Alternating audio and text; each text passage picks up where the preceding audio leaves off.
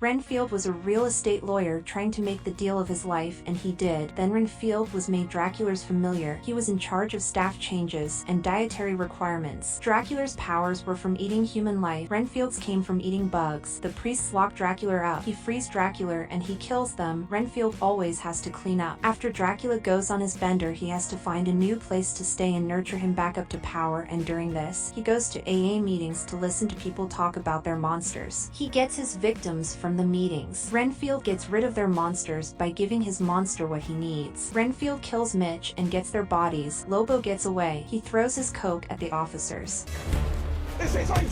Renfield is told to get pure and innocent people for Dracula to drink. He wants a happy couple, nuns, or a bus full of cheerleaders. Dracula's blood is able to heal people. Renfield goes to a bar and is about to cloth a cheerleader, but a group of armored men come in and are about to shoot Officer Rebecca. Rebecca tells them to shoot her because she won't work for them. They then fight the armed men and kill them. Lobo escapes. Rebecca says what would she be if she lived under the thumb of one of the thugs. Renfield is called by Dracula. Dracula says he has a plan of world domination. Dracula and Renfield. Renfield asks for help with leaving a toxic relationship. They tell him to focus on his needs, not his boss, and Renfield is gonna grow to full power.